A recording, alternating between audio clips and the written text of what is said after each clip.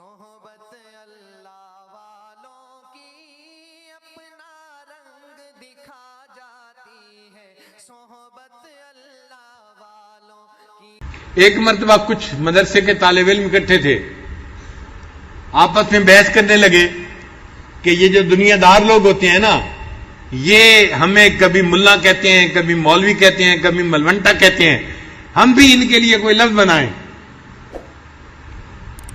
تو طلباء ہوتے ہیں، دماغ تو چلتے ہیں نا، تو انہوں نے کہا ہاں ان کے لیے ہم بھی کوئی ایسا لفظ بنائیں کہ جو عزت والا لفظ بھی ہو اور ان کی حقیقت بھی اس میں ظاہر ہو جائے۔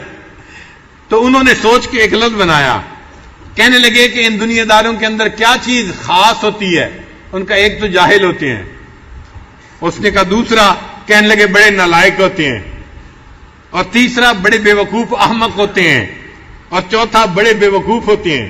انہوں نے کہا ان چاروں لفظوں کا پہلا حرف جمع کر دیتے ہیں، جاہل کا جیم، نالائق کا نون، احمق کا الف اور بے وقوف کا با، تو انہوں نے جناب کا لفظ بنا دیا۔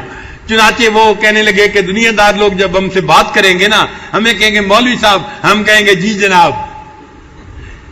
اب ان کو کیا پتا کہ جناب کے لفظ میں وہ کتنا کچھ ان کو بتا رہے ہیں آگے سے۔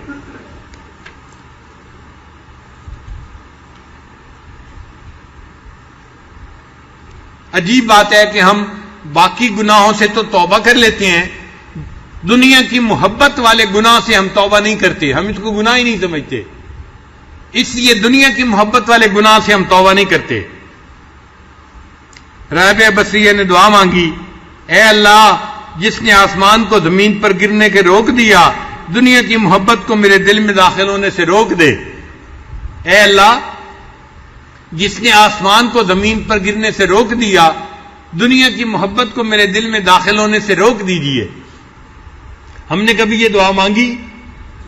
ہم تو بلکہ شوق سے دعائیں مانگتے ہیں، اے اللہ اور زیادہ عطا فرما دیجئے، حل من مزید، حل من مزید۔ اور یہ پتہ نہیں ہوتا کہ جتنا زیادہ مل رہا ہے، مال آتا ہے اور اپنے ساتھ وبال بھی لے کے آتا ہے۔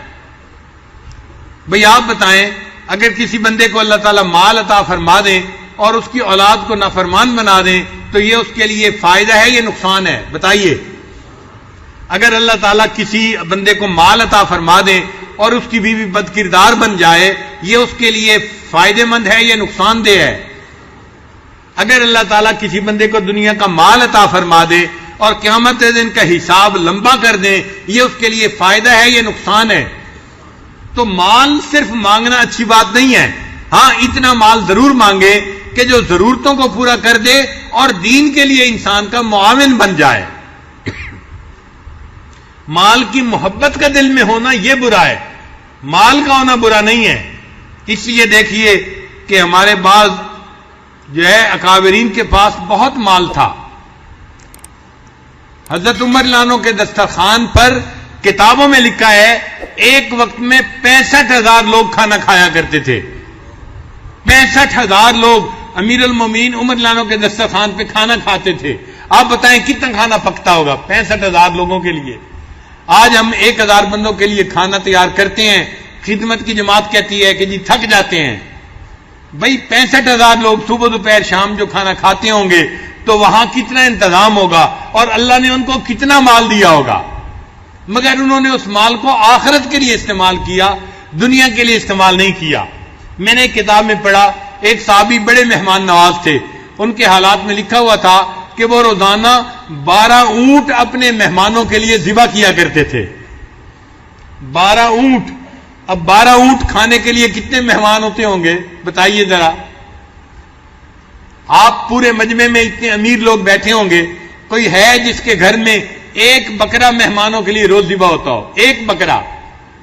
12 بکروں کی بات تو دور کی بات ہے، ہمارے یہاں تو 12 بکروں کے ذبح کرنے والا کوئی بندہ نظر نہیں آتا جو مہمانوں کے لیے کرے، اور وہ 12 اونٹ مہمانوں کے لیے روزانہ ذبح کرتے تھے۔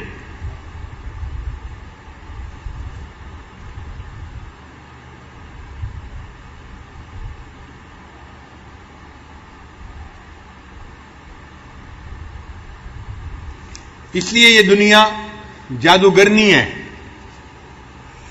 ایک جادو لائے تھے ہاروت اور ماروت فرشتے، اللہ تعالیٰ نے ان کو انسانوں کے لیے آزمائش بنا کے بھیجا تھا. وہ لوگوں کو جادو سکھاتے تھے مگر پہلے بتاتے تھے کہ یہ فائدے کی چیز نہیں ہے، نقصان کی چیز ہے. پھر بھی جو سیکھتا تھا تو اس کو سکھا دیتے تھے.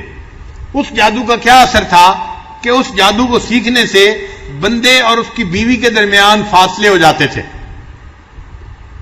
جو لوگ وہ جادو کرتے تھے وہ میاں بیوی کے درمیان نفرتیں ڈال دیتے تھے. تو ہاروت اور ماروت کا جادو میاں بیوی کے درمیان فاصلے کر دیتا تھا. یہ دنیا ہاروت اور ماروت سے بڑی جادوگرنی ہے، اس لیے کہ جب اس کا جادو چلتا ہے یہ بندے کو اللہ سے دور کر دیتی ہے. یہ ہاروت ماروت کے جادو سے بھی زیادہ بڑی جادوگرنی ہے.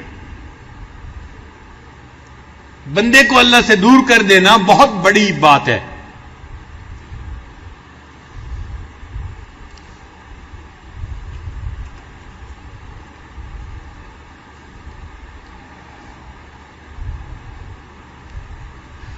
ہمارے اکابرین میں ایک بزرگ گزرے ہیں، خواجہ عبید اللہ احرار رحمت اللہ علیہ،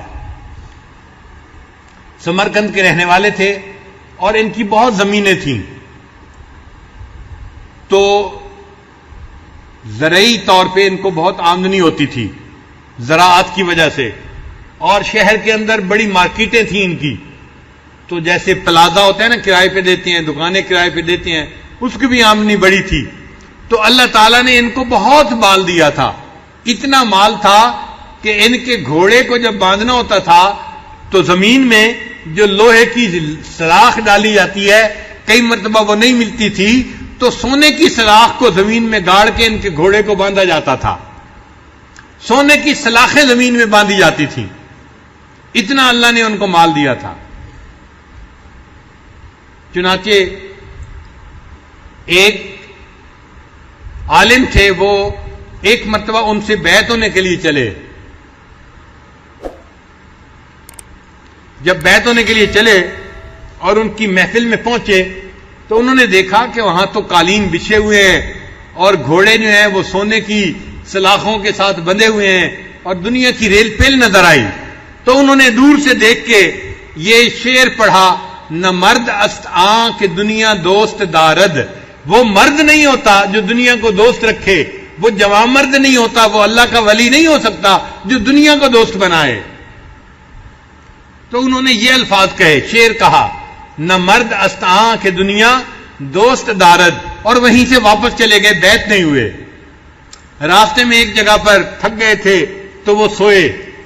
جب سوئے تو انہوں نے خواب دیکھا کہ خواب میں قیامت کا دن ہے اور وہ کھڑے ہوئے ہیں اور ان کے گرد لوگوں کا جم گھٹا لگا ہوا ہے اور لوگ ان سے اپنا حق مانگ رہے ہیں، اور ان کے پاس اتنی نیکیاں نہیں کہ وہ لوگوں کو دے کے اس سے نکل سکیں، اور لوگ مطالبہ کر رہے ہیں. اب وہ پریشان تھے کہ میں ان لوگوں سے کیسے جان چھڑاؤں گا. اتنے میں پریشانی میں کیا دیکھا کہ ایک آدمی گھوڑے پہ سوار آ رہا ہے. جب قریب آئے تو انہوں نے دیکھا کہ وہ حضرت خواجہ عبید اللہ احرار رحمت اللہ علیہ تھے. انہوں نے آ کے گھوڑے کو روکا اور لوگوں سے پوچھا کہ بھئی تم اس بندے کو کیوں پریشان کر رہے ہو. انہوں نے کہا جی انہوں نے میری غیبت کی تھی، میرے اوپر بہتان لگایا تھا، میرے خلاف یہ بات کی تھی، میرا حق دینا ہے، میری دل آزاری کی تھی، ہم اپنا حق مانگ رہے ہیں. جب انہوں نے یہ سنا تو انہوں نے اپنے ساتھ والے بندے کو کہا، اچھا یہ شخص عالم ہے، میرے حساب میں سے نیکیاں ان لوگوں کو دے دو اور اس عالم کی جان بچا دو.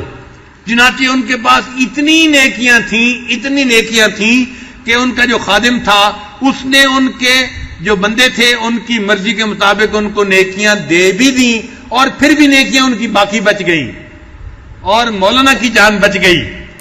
اب جب مولانا کی جان بچ گئی تو آنکھ کھلی تو مولانا نے دل میں سوچا کہ میرا یہ خواب بے معنی نہیں ہے، یہ مجھے اللہ والے نظر آتے ہیں، مجھے غلطی ہوئی ہے، میں دوبارہ جاتا ہوں ان کے پاس، میں تو ان سے ملا ہی نہیں، بات ہی نہیں کی. چنانچہ مولانا پھر ان کے پاس آئے اور حضرت کے پاس آ کے انہوں نے اب سلام کیا. جب انہوں نے سلام کیا تو خواجہ عبید اللہ احرار رحمۃ اللہ نے پوچھا کہ مولانا جب پہلی مرتبہ آئے تھے تو کیا شعر پڑھ کے گئے تھے یہاں؟ کشفن ان کو پتہ چل گیا. انہوں نے پوچھا کیا شعر پڑھا تھا؟ تو وہ کہنے لگے کہ حضرت میں نے شعر پڑھا تھا، نہ مرد است آں کہ دنیا دوست دارد. تو حضرت نے شعر کو مکمل کیا، فرمایا اگر دارد برائے دوست دارد، اگر بندے کے پاس مال ہو تو اللہ کے لیے ہونا چاہیے، پھر یہ مال برا نہیں ہوتا۔ پھر مولا نے ان سے بیعت کی اور ان کے خلفاء میں سے بنے۔ صحبت اللہ والوں کی، صحبت اللہ والوں کی، اللہ سے مل